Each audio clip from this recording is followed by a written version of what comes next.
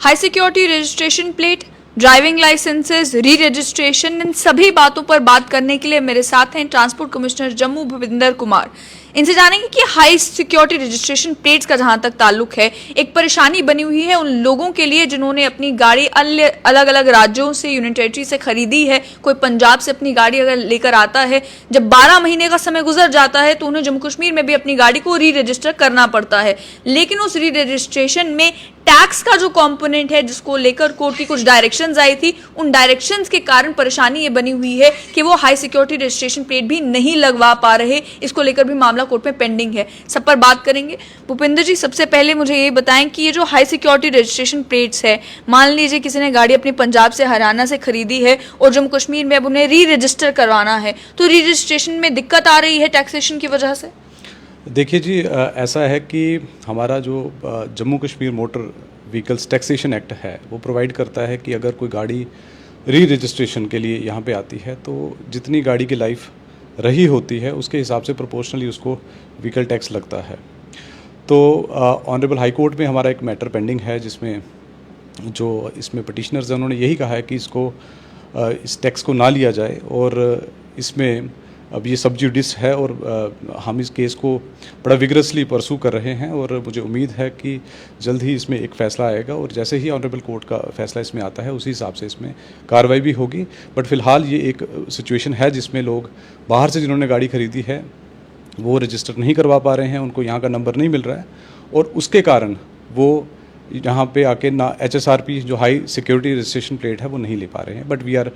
On pursuing this matter very very vigorously and I must assure you और जो viewers भी हैं आपके कि हम इसको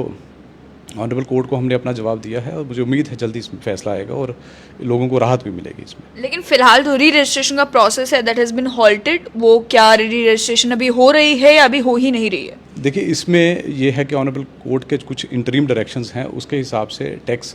नहीं लेना है, तो उसमें ये एक इशू आ रहा है क्योंकि हमारा जो सिस्टम है, क्योंकि सारा सिस्टम पोर्टल हमारा वाहन से इंटीग्रेटेड है, उसमें ऑटोमेटिकली कैलकुलेट होता है कितना टैक्स है, तो उसके कारण कुछ परेशानी आ रही है। इसीलिए मैंने जैसा कहा आपको कि हम इसको विगरसली परसू कर रहे हैं ताकि इस मैटर को वंस फॉर ऑल सेटल किया जा सके। इसके अलावा अगर बात की जाए तो ट्रांसपोर्ट विभाग कई सारी सर्विसेज जो है वो ऑनलाइन करने की बात कर रहा है। आज के टाइम में 27 सर्विसेज लगभग जो है वो ऑनलाइन की जा चुकी हैं। तो उन सर्विसेज में समझना चाहूँगी कि कितनी ऐसी सर्विसेज हैं जो एंड टू एंड ऑनलाइन है कि आपने ऑनलाइन ही अप्लाई किया और ऑनलाइन ही आपका जो काम है वो हो गया, और कितनी वो सर्विसेज हैं जिसमें कुछ प्रोसेस जो है वो तो ऑनलाइन है लेकिन बाकी प्रोसेस कंप्लीट करने के लिए आपको ट्रांसपोर्ट दफ्तर जाना ही पड़ता है? पिछले लगभग 3 साल से इस डिपार्टमेंट ने बड़ी सारी प्रोग्रेस की है as far as rolling out of online services is concerned और मुझे खुशी होती है बताते हुए कि 27 ऐसी सर्विसेज हैं जो ऑनलाइन की हैं, जिसमें ड्राइवर्स लाइसेंस के रिलेटेड सर्विसेज हैं, व्हीकल के रिलेटेड सर्विसेज हैं, हमारे जो ट्रांसपोर्टर्स हैं उनके रिलेटेड सर्विसेज हैं, ट्रांसपोर्ट के जो डीलर्स हैं उनके रिलेटेड सर्विसेज हैं। लाइसेंसिंग में व्यूअर्स एग्री करेंगे कि बहुत सारी चीज़ें सिंप्लीफाई हुई हैं, स्पेशली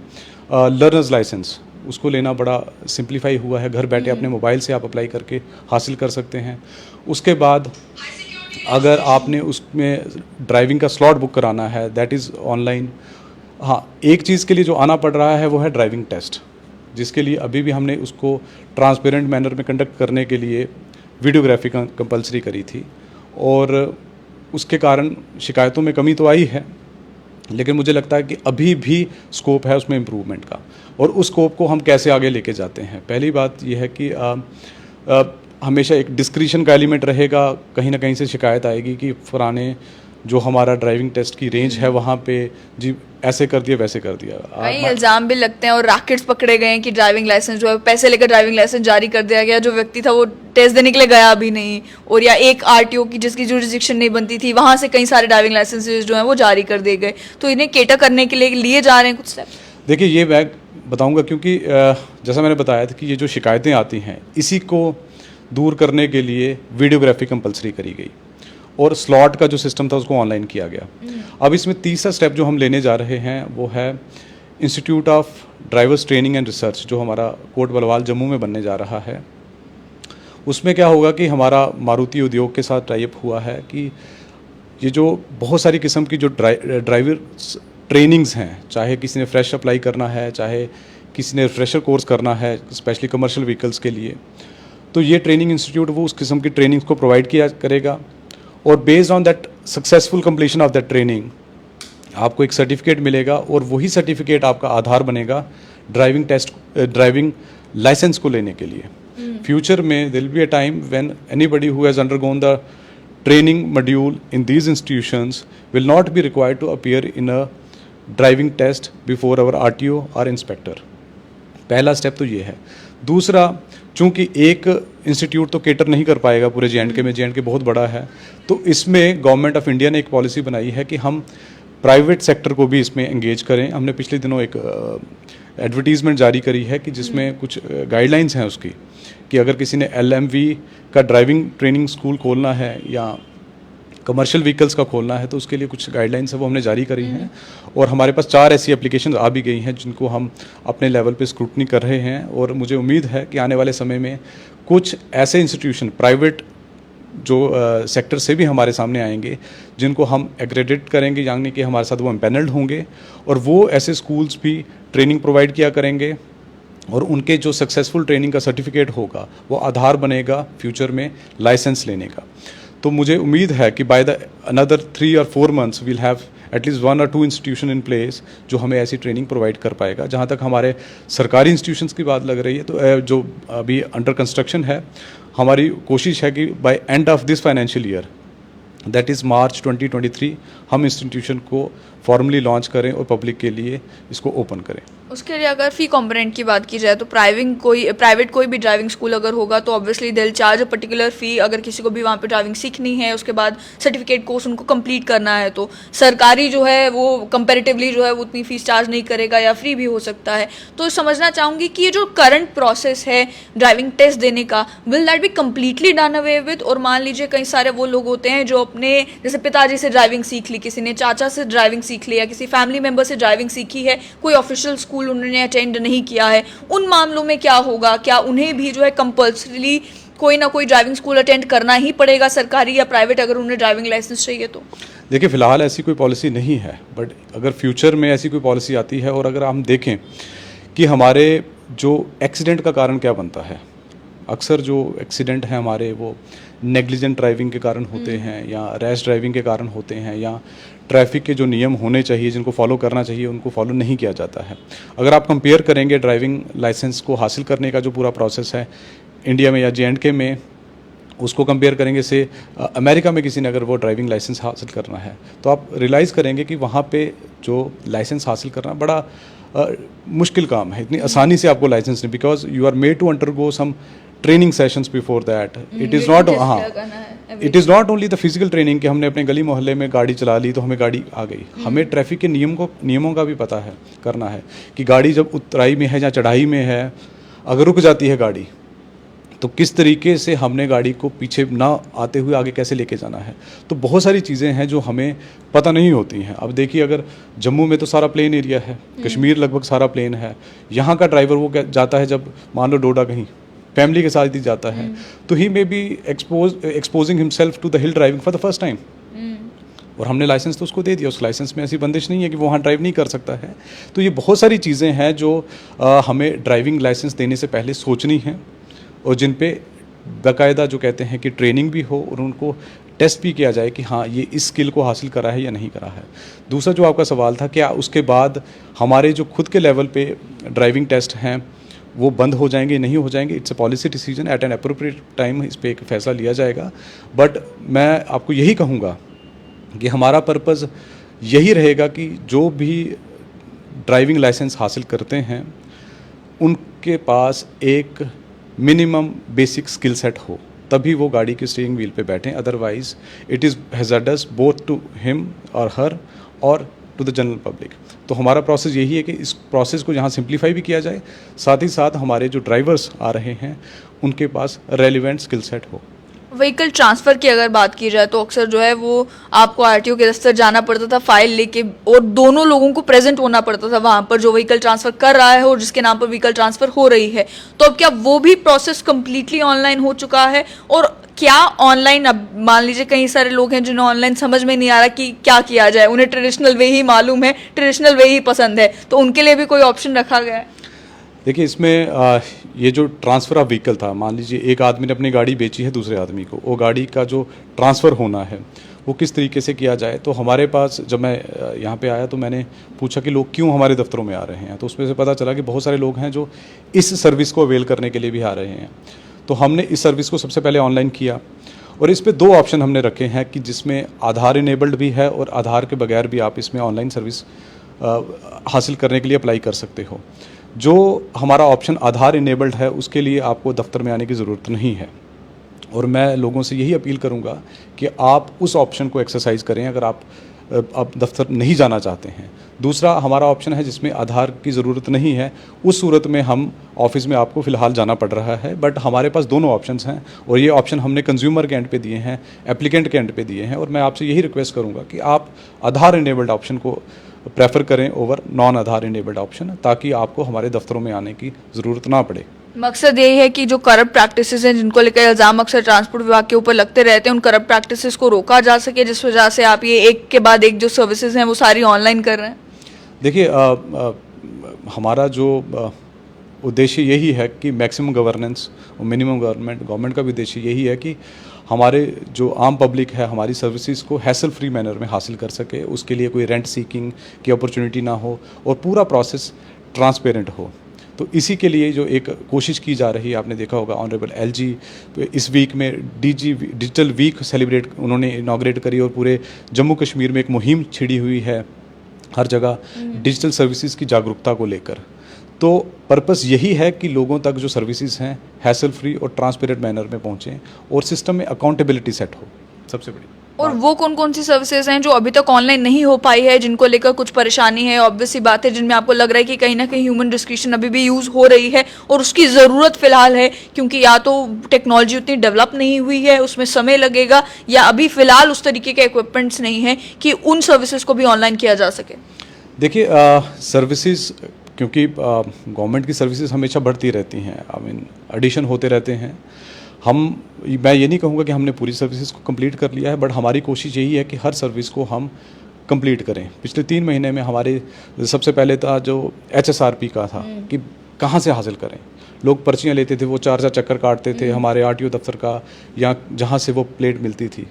तो जब ये इस प्रॉब्लम को समझा गया तो हमें रियलाइज़ हुआ कि हम टेक्नोलॉजी को क्यों ना इस्तेमाल करें, ताकि घर बैठे कोई भी जो एप्लीकेंट है वो अपनी स्लॉट को बुक करे, अपनी प्लेट को बुक करे और उसी दिन वो उस स्पॉट पे जाए जहाँ पे वो जाके अपनी प्लेट फिट करवाए। दूसरी प्रॉब्लम क्या आ रही थी कि मान लीजिए कोई जम्मू का रहने वाला है, उसकी पोस्टिंग हो गई मान लीजिए पुंछ में, अगर उसको वो प्लेट लगवानी है तो उसको वापस जम्मू आना है। अगर उस दिन मिल गई प्लेट तो ठीक है, नहीं मिली तो एक दिहाड़ी उसकी और टूटी। तो ये भी एक बहुत बड़ी प्रॉब्लम थी। फिर हमने इसमें फ़ैसला लिया कि ये क्यों नहीं हम चॉइस कंज्यूमर को देते हैं कि वो सिलेक्ट करे कि उसके लिए कन्वीनियंट क्या है। तो हमने वो ऑप्शन रखा कि कहीं की भी गाड़ी जम्मू कश्मीर में रजिस्टर्ड है वो कहीं पे भी प्लेट हासिल कर सकती है। तो उसका नतीजा ये हुआ कि जहाँ पे पिछले 1.5 महीना हुआ है लगभग कि जो हमारी एवरेज पर डे 300 से 400 प्लेटें लोग लगवा रहे थे, अब वही नंबर 1200 से 1500, एक दिन 1800 भी गया है। तो और जो डेली बुकिंग्स हैं उसमें भी इजाफा आया है और ट्रांसपेरेंसी आई है। पहले क्या होता था कि कुछ ऐसे इश्यूज थे कि पर्ची कट गई है, पर्ची मिल गई है, लेकिन वो पर्ची लेके एक जगह से दूसरी जगह जा रहा है, कोई डेटा इनकम्प्लीट है। तो वो सारी डिस्क्रिप्शन हमने आहिस्ता आहिस्ता उसमें से we have taken it away और we have made it more user friendly I would say. हमारी कुछ और सर्विसेज हैं जो हम कोशिश कर रहे हैं कि इसको ऑनलाइन किया जाए। पहली सर्विस पैसेंजर टैक्स, जो कि कमर्शियल गाड़ियों के लिए लागू होता है और इसमें अभी तक लोग आ रहे थे हमारे दफ्तरों में पैसेंजर टैक्स के लिए, फिर हमारे ऑफिस के चक्कर काट रहे हैं। उस सर्विस को भी हम आहिस्ता आहिस्ता इसको ऑनलाइन करने जा रहे हैं। परमिट जो होता है अगेन कमर्शियल गाड़ियों का, उसका रिन्यू हमने आधा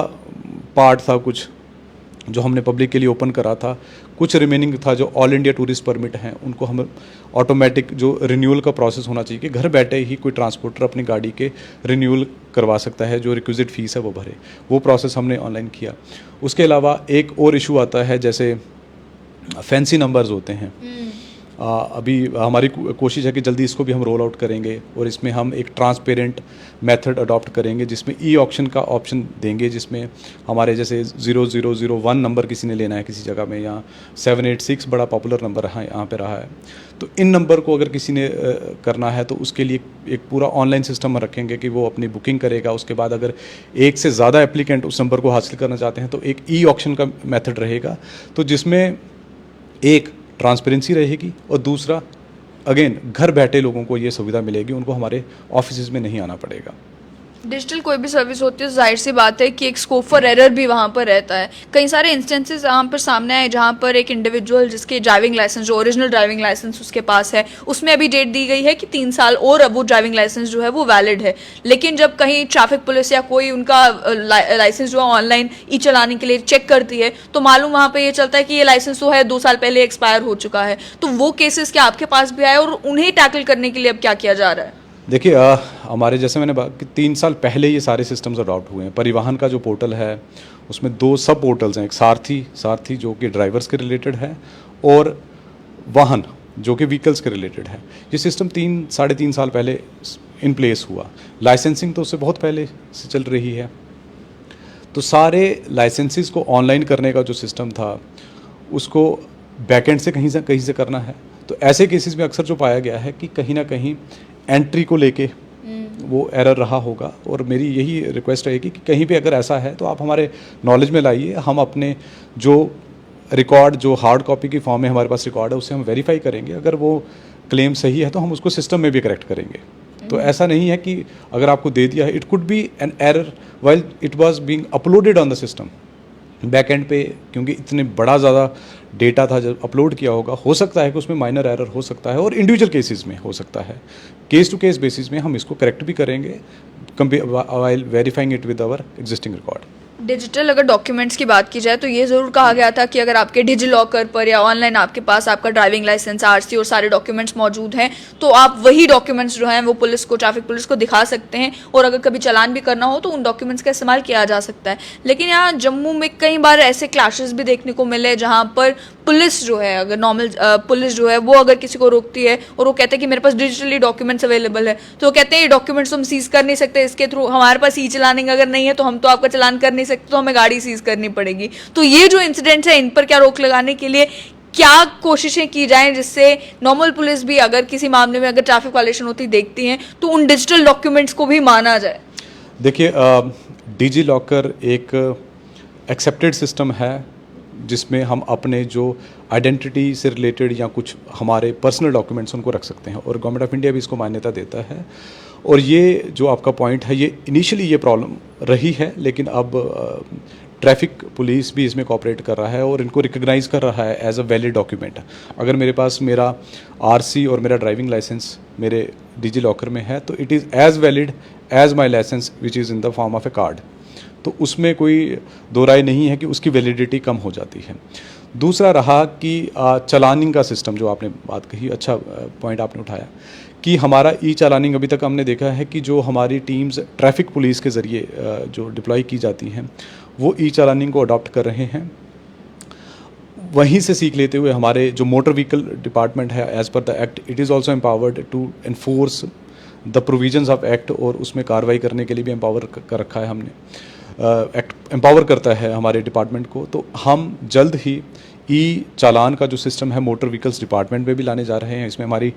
ट्रेनिंग्स जो हमारे स्टाफ की हो चुकी हैं, अभी इंटीग्रेशन चल रही है सिस्टम में इसके लागू करने के लिए। और इसमें प्रोविज़न रहती है कि गाड़ी की तमाम जो डिटेल्स हैं, गाड़ी का आरसी है, उसका इंश्योरेंस है या नहीं है, गाड़ी की फ़िटनेस है या नहीं है, गाड़ी की परमिट है या नहीं है, वो सारी डिटेल्स जो हैंड हेल्ड डिवाइस होता है उसमें आ जाती हैं। और उसमें depending on the nature of offence किस तरीके की पनिशमेंट जो पेनल्टी रखी है, चाहे वो फ़ाइन के ज़रिए है, और कौन फ़ाइन इम्पोज कर सकता है। जैसे कुछ गाड़ियाँ जहाँ सीज़र की एज ए मेजर रखा है, उसमें पेनल्टी जो है वो कोर्ट में जाता है। हमारे लोगों के जो मोटर व्हीकल डिपार्टमेंट में ये चीज़ आरटीओ एआरटीओ के पास जाती है, तो उसमें पेमेंट के ऑप्शन कार्ड का है। अब हम उसको जो हमारा सिस्टम हम लॉन्च करने की कोशिश जो करने जा रहे हैं उसमें हम यूपीआई इनेबल्ड पेमेंट्स भी रखेंगे। हमारे मोबाइल जो वॉलेट्स हैं इसके ज़रिए भी हम फ़ाइन का भुगतान कर सकते हैं। और उसके अलावा ऑनलाइन आप अपने घर बैठे एक वर्चुअल कोर्ट होगा, वहाँ से भी आप भुगतान कर पाएंगे अपनी पेनल्टी का। और इसमें भी अगेन एक जो शिकायत रहती थी कि हमारे लोग पता नहीं चालान करते हैं, वो ठीक से करते भी हैं या नहीं है, वो discretion that also we will take it away. एक और चीज़ मैं बताना चाहूँगा कि अभी हम आने वाले दिनों में जो हमारे आज के पोल्यूशन के सर्टिफिकेट होते हैं वो हम ले लेते हैं, जहाँ से पोल्यूशन सेंटर है वहाँ से लिया हमने, हार्ड फॉर्म में उसको रख लिया, लेकिन वो पोल्यूशन सर्टिफिकेट हमारा व्हीकल की डिटेल से जुड़ा हुआ नहीं है। It is kept in a hard form, but वो हम अपने पोर्टल से हम उसको एक्सेस नहीं कर पा रहे हैं। तो आने वाले दिनों में हम हमारे जो वाहन पोर्टल है उससे हमारे पोल्यूशन सेंटर्स को इंटीग्रेट करेंगे, और जो पोल्यूशन सर्टिफिकेट वो इशू करेंगे, वो जैसे ही उसको जो एप्लीकेंट को इशू करेंगे, साथ ही साथ उसकी डिटेल्स हमारे वाहन पोर्टल में भी आ जाएगी, ताकि क्लिक ऑफ बटन में जो हमारी ग्राउंड पे टीम्स होंगी एनफोर्समेंट को लेके, उनको पूछने की ज़रूरत नहीं होगी कि आपके पास पोल्यूशन है या नहीं, वो गाड़ी की डिटेल डालें। इंश्योरेंस का मालूम चल जाता है कि इंश्योरेंस सेम चीज़ उनको यहाँ पे पता चल जाएगी कि ये गाड़ी में वैलिड इंश्योरेंस है या नहीं है, और जो पोल्यूशन भी है या नहीं, पोल्यूशन है या नहीं। हाँ, बिल्कुल। तो ये आहिस्ता आहिस्ता कोशिश कर रहे हैं कि चीज़ों को और सिंप्लीफाई किया जाए, ताकि हम जो डॉक्यूमेंट्स की जो इतनी ज़्यादा डिमांड करते हैं कि ये दिखाओ वो दिखाओ, वो भी ना रहे, ताकि हमारा सिस्टम ऑटोमेटिकली ये चीज़ को कैप्चर पहले करे बैकएंड से, ताकि हमारे जो लोग फील्ड में आने वाले दिनों में एक ऑनलाइन बुकिंग का सिस्टम स्टार्ट करेंगे। जिस तरीके से हम ड्राइविंग टेस्ट के लिए स्लॉट बुक करते हैं, सेम अपॉइंटमेंट सिस्टम हम व्हीकल के लिए भी करेंगे कि व्हीकल ऑनर है और मुझे अगर अपनी गाड़ी की फ़िटनेस करनी है, तो मैं इसके बजाय कि मैं वो वेट करता रहूं कि मेरी गाड़ी की फ़िटनेस होती है या नहीं होती है, मैं उस पॉइंट पे पहुंचता हूं, अगले दिन कोई ऑफिसर वहां है या नहीं है। तो ये जो इश्यूज़ हैं इसको कैटर किया जा सकता है कि अगर हम इसकी ऑनलाइन बुकिंग करें। फिर दूसरा, हम इस तरीके का सिस्टम उसमें अडॉप्ट करेंगे कि वो रेलिवेंट चीज़ें कैप्चर करेगी, जिसमें पता चलेगा कि गाड़ी वहीं पे आई है, उसके सफिशिएंट नंबर ऑफ फोटोग्राफ्स भी कैप्चर होंगे। ये हमारी एक इंटरिम कोशिश है, लेकिन अल्टीमेटली एक आइडियल सिचुएशन में ये होना चाहिए कि ये सारा सिस्टम ऑटोमेटेड हो। अब जैसे बड़ी बड़ी कंपनीज़ हैं जो मैन्युफैक्चरर्स हैं, उनके पास देखो वो एक एक गाड़ी को उनकी मशीन्स बता रही हैं कि ये गाड़ी फिट है या नहीं है। सेम एनोलॉजी पे हमारे पास एक इंस्टीट्यूशन डेवलप हो रहा है, डेवलपमेंट की स्टेज में है, जिसको इंस्पेक्शन एंड सर्टिफिकेशन सेंटर कहा जा रहा है, जो कि सांबा विजयपुर में डेवलप हो रहा है। उसका सिविल काम लगभग कंप्लीट हो चुका है। मॉर्थ जो मिनिस्ट्री है, मिनिस्ट्री ऑफ रोड ट्रांसपोर्ट, वो हमें वो मशीन्स प्रोवाइड करेंगी। तो जैसे ही वो इंस्टीट्यूशन हमारा सेटअप होकर रेडी हो जाता है, तो उसमें ऑनलाइन सिस्टम रहेगा अपना अपॉइंटमेंट का, और वो मशीनों के ज़रिए फ़िटनेस चेक होगी, और उसमें ह्यूमन जो इंटरफेरेंस है या ह्यूमन डिस्क्रिशन जो है वो उसमें नहीं रहेगा while assessing the fitness of A vehicle. तो ये आने वाले दिनों में ये सिस्टम भी हमारा रहेगा, बट फिलहाल within the constraints that we have, मैंने जैसा आपको बताया कि हम एक अपॉइंटमेंट सिस्टम और रेलिवेंट इन्फॉर्मेशन को स्पॉट पे ही लेना, और उसको हम वेरीफाई करें कि वही व्हीकल वहाँ पहुँची है या नहीं है, ये भी सिस्टम हम इन प्लेस रखेंगे। डुप्लीकेट लाइसेंस जारी करने की अगर बात की जाए कि मान लीजिए आपका लाइसेंस कहीं पर गुम हो गया आपसे, या फिर जो लाइसेंस है वो टूट गया, ख़राब हो गया, कहीं चोरी हो गया, कोई परेशानी उस लाइसेंस को लेकर हो गई, तो कई बार डुप्लीकेट लाइसेंस इशू करवाने के लिए भी लोगों को बहुत चक्कर लगाने पड़ते हैं। तो उस प्रोसेस को भी क्या ऑनलाइन किया जा रहा है, क्योंकि आपका लाइसेंस है, many people even remember their licence number या होगा, या उसे अगर आधार के साथ लिंक करके वो डुप्लीकेट लाइसेंस भी आपको अवेलेबल हो जाए। देखिए, अभी वो एप्लीकेशन हमारी ऑनलाइन मोड में है, बट हम कोशिश कर रहे हैं कि कुछ ऐसे एप्लीकेशंस या कुछ ऐसे हमारे सिस्टम्स जिनको ऑटो अप्रूवल के मोड में लाया जा सके। जैसे एक लर्नर लाइसेंस है कि आप अप्लाई करते हो, आपको मिलता है, तो we are in the process of identifying such services जिसमें हम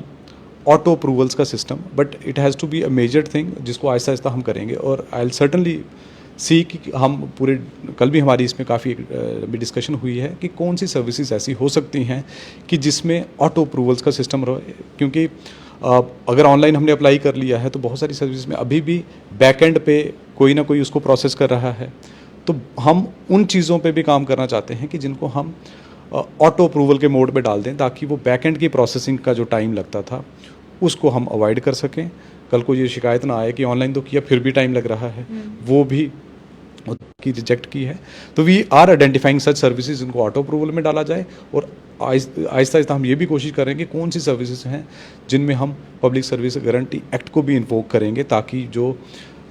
हमारे ऊपर भी ये बाइंडिंग हो जाए कि ये सर्विस को हमने इतने दिन में प्रोवाइड करना ही करना कोई है। फीडबैक या ग्रीवेंस रिड्रेसल का मैकेनिज्म भी डेवलप करने की कोशिश की जा रही है? देखिए, ये बड़ा इंपॉर्टेंट सवाल है आपका कि जिस तरीके से हम ट्रांसपेरेंट सिस्टम प्रोवाइड करने की कोशिश कर रहे हैं,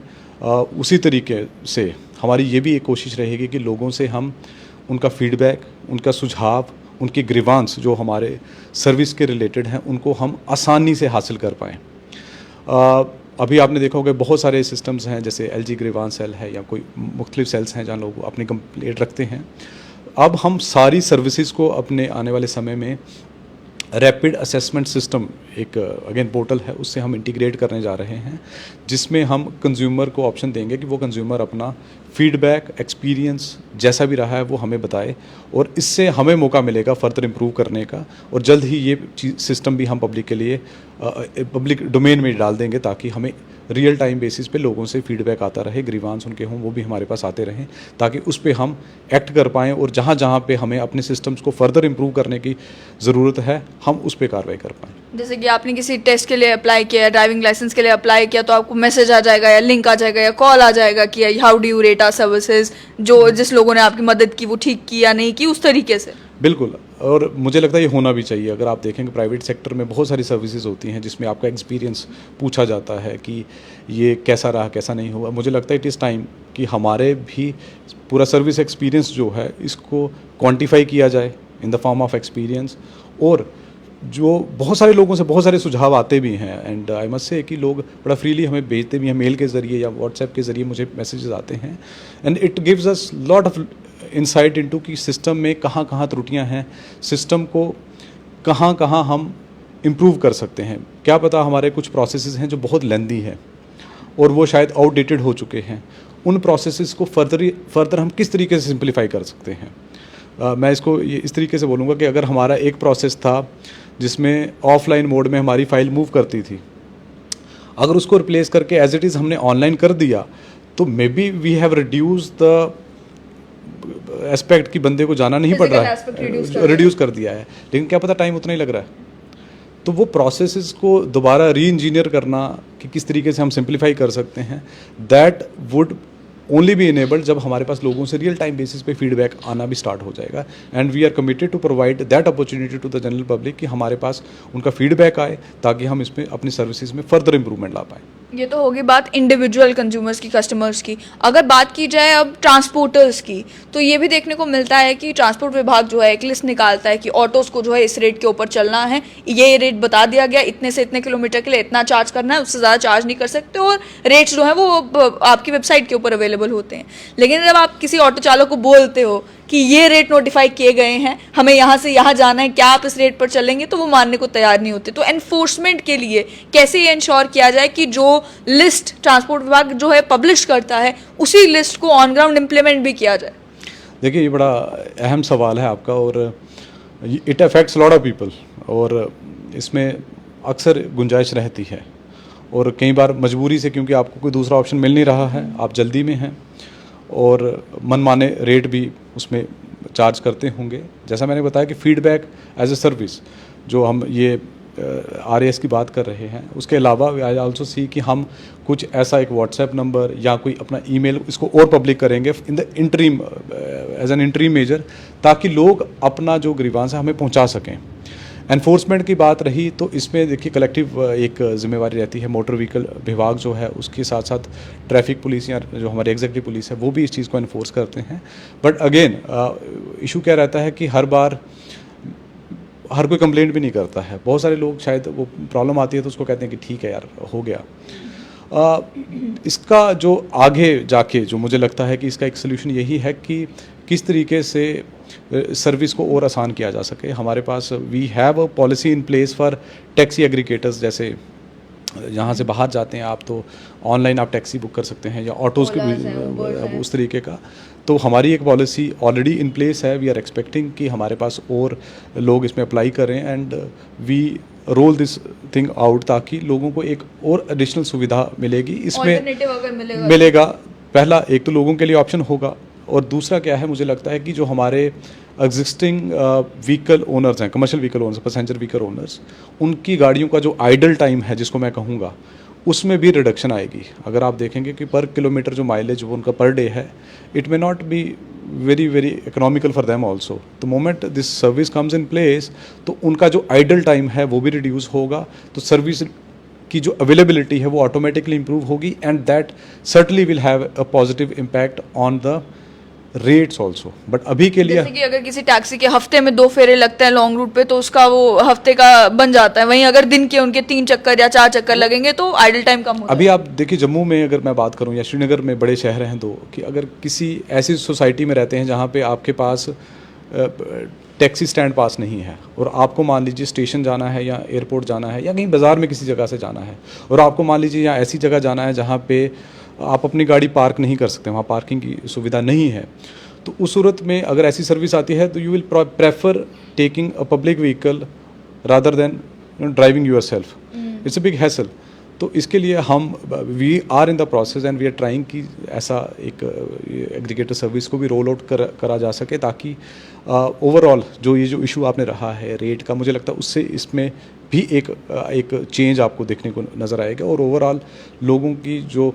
एक्सपेक्टेशंस हैं सर्विस को लेके, इसमें एक you will see A positive change. एक जो लेटेस्ट मोड ऑफ ट्रांसपोर्टेशन अभी इंट्रोड्यूस हुआ है जे.एंड.के में, वो है ई रिक्शास। लेकिन उस ई रिक्शास को लेकर लोगों में भी एक तरफ कंफ्यूजन है, और वहीं ऑटो ड्राइवर्स के साथ भी जो है वो लगभग जो है क्लैशेस होते रहते हैं ई रिक्शास के। पहली परेशानी ये है कि ई रिक्शास के क्या कुछ रेट्स फिक्स किए गए हैं कि पर पैसेंजर या इतने डिस्टेंस के लिए ई रिक्शास को कितना चार्ज करना है, और दूसरा ये कि ऑटो चालक ये कहते हैं कि हम भी ऑटो चलाते हैं, ये ई रिक्शा चलाते हैं, हमें इतनी सारी फॉर्मेलिटीज़ फुलफिल करनी पड़ती है, यूनिफॉर्म पहननी पड़ती है, परमिट्स लेने पड़ते हैं, ये इंश्योरेंस, ड्राइविंग लाइसेंस, सब कुछ अपने पास रखना पड़ता है। ई रिक्शास जो अब इंट्रोड्यूस हुए हैं, इन्हें ना परमिट की ज़रूरत है, कहीं ये बिना ड्राइविंग लाइसेंस के गाड़ी चला रहे हैं, ना इनका कुछ रेट का पता है कि 20 रुपये चार्ज करने हैं या 200 रुपये चार्ज करने हैं। तो ई रिक्शास को लेकर भी क्या कोई प्रॉपर पॉलिसी फॉर्मुलेट की जा रही है?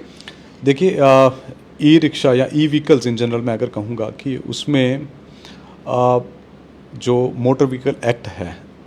वो उस एक्ट के तहत इन गाड़ियों को जो कमर्शियली अप्लाई होनी है उनके लिए उनको परमिट की ज़रूरत नहीं है। That is the legal position as of now.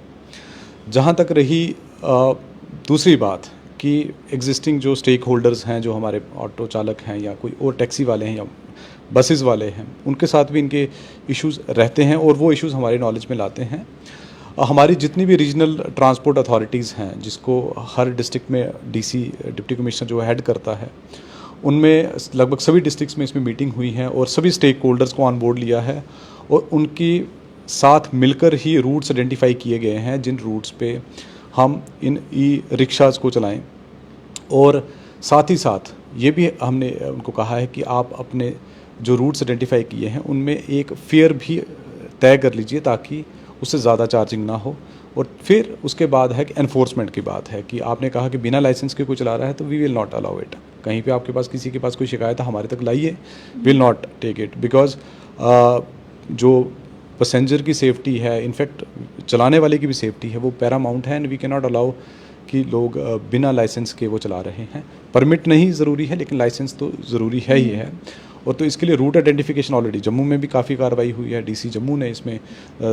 2 meetings करी हैं, कुछ रूट्स आइडेंटिफाई करके नोटिफाई भी किए, एडिशनल रूट्स भी उन्होंने आइडेंटिफाई किए हैं। फेयर्स अभी फिक्स किए फेयर्स फिक्स कर भी दिए हैं, जो रूट्स पहले नोटिफाई किए थे उनके फेयर्स फिक्स कर भी दिए हैं। और ये it is ongoing process, because as I said कि बहुत सारी जगह थी जहाँ पे डिमांड थी बट अवेलेबिलिटी नहीं थी, जो इंटीरियर मोहल्लों में थे, जैसे जहाँ पे और कोई पब्लिक ट्रांसपोर्ट की सुविधा नहीं थी, तो उन एरियाज़ को हम, जो हंगरी रूट्स हम कह सकते हैं, उन एरियाज़ को हम इस व्हीकल सर्विस से हम उसको केटर कर रहे हैं। और इसका आप आने वाले समय वी आर ट्राइंग कि इसमें जो क्लैश की जगह है वो ना हो, जो, और इसमें इसीलिए मैंने कहा कि हमारी कोशिश यही है कि सारे स्टेक होल्डर्स को ऑन बोर्ड लेके चलें। ई रिक्शास को एक परेशानी ये भी आ रही है, कहने कि ऑटो चालकों के लिए स्पेसिफिक स्टैंड्स बनाए गए हैं, उन्हें मालूम है कि उन्हें कहाँ से चलना है कहाँ नहीं। हमारे लिए रूट्स तो नोटिफाई कर दिए गए हैं, कोई स्टैंड नहीं है। हम कहीं पर भी सड़क पर साइड पर अपना ई रिक्शा लगाते हैं तो ट्रैफिक पुलिस कर्मी आके कहता है कि ये रॉन्गली पार्क्ड है, इसे यहाँ से हटा लीजिए। तो क्या कोई स्टैंड्स भी दिए जा रहे हैं कि ई रिक्शास के लिए प्रॉपर जगहें हों जहाँ पर लोगों को भी मालूम हो कि अगर हमें ई रिक्शा लेना है तो यहाँ पर हमें अवेलेबल होगा? इसमें स्टैंड्स के लेकर देखिए प्रोसेस बड़ा सिंपल है कि डिस्ट्रिक्ट्स हमें प्रपोजल भेजती हैं, वो आइडेंटिफाई करती हैं स्लॉट स्पेस कहाँ पे है, और उसमें मुख्तलिफ जो डिपार्टमेंट्स है, चाहे वो रोड ट्रांसपोर्ट, ये हमारा PWD है या पुलिस है, उन सब से वो इनपुट लेते हैं। उसके बाद वो हमें रिकमेंड करते हैं कि ये जगह को आप नोटिफाई कर लीजिए आप स्टैंड के लिए। तो जिस तरीके से हमारे पास वो उनकी रिकमेंडेशंस आ रही हैं, हम अपने लेवल पे उसको एग्जामिन करके अलाउ भी करते हैं। तो जिस तरीके से डिस्ट्रिक्ट से हमारे पास प्रपोजल्स आएंगे विल डू इट। बट हाँ, ये कहना अब हर जगह आप कहोगे कि स्पेशली शहरों में जहाँ पे ज़मीनों की कीमत इतनी सारी है, वो स्टेट लैंड अवेलेबल नहीं होगी, तो वहाँ पे उस किसी की ज़मीन पे तो हम नहीं कर सकते हैं। तो हमें ये मूवमेंट में ही मूव ही करके इनको चलाना है ताकि ट्रैफिक भी चलता रहे। बट एक चीज़ तो आपको अप्रिशिएट करना ही पड़ेगा कि डिमांड इस चीज़ की है, और स्पेशली जहाँ पे जिन मोहल्लों में, जिन सेक्टर्स में, जिन एरियाज़ में हमारे पास कोई और पब्लिक ट्रांसपोर्ट की सुविधा नहीं थी, मेट्रो सर्विस नहीं थी या बाकी कोई गाड़ियाँ नहीं चलती थी, तो उन एरियाज़ में भी हम ये सर्विस तो प्रोवाइड करनी ही करनी है। और विल सी जहाँ जहाँ पे हमारे पास सुझाव आता है या रिकमेंडेशंस आती हैं, will provide them the notified stands also. बहुत बहुत शुक्रिया। तो आपने साफ तौर पर सुना, मेरे साथ ट्रांसपोर्ट कमिश्नर जम्मू थे जिन्होंने लगभग हर एस्पेक्ट के ऊपर बात किया है, और खास तौर पर जो HSRP है, हाई सिक्योरिटी रजिस्ट्रेशन प्लेट्स है, उसको लेकर बताया है कि फिलहाल कोर्ट में इस मैटर को परस्यू किया जा रहा है। जिस समय जो है मालूम चल जाएगा कि री रजिस्ट्रेशन में अब आगे क्या करना है, टैक्स लेना है नहीं लेना है, उसके बाद से री रजिस्ट्रेशन का प्रोसेस भी दोबारा से चलाया जाएगा, और वो गाड़ियां जो जम्मू कश्मीर में नहीं खरीदी गई हैं उन्हें रजिस्टर जम्मू कश्मीर में किया जाएगा, तो हाई सिक्योरिटी रजिस्ट्रेशन प्लेट्स भी उन पर लगाई जाएंगी। लेकिन साथ ही में सिग्निफिकेंट ये है कि आने वाले समय में और भी कई सारी सर्विसेज जो ट्रांसपोर्टेशन से जुड़ी हुई हैं, ड्राइविंग टेस्ट की बात हो या फिर अन्य जितनी भी सर्विसेज हैं, उन्हें भी ऑनलाइन शिफ्ट करने की कोशिश में लगा हुआ है ट्रांसपोर्ट विभाग, ताकि आम जनता को सहूलियत हो सके।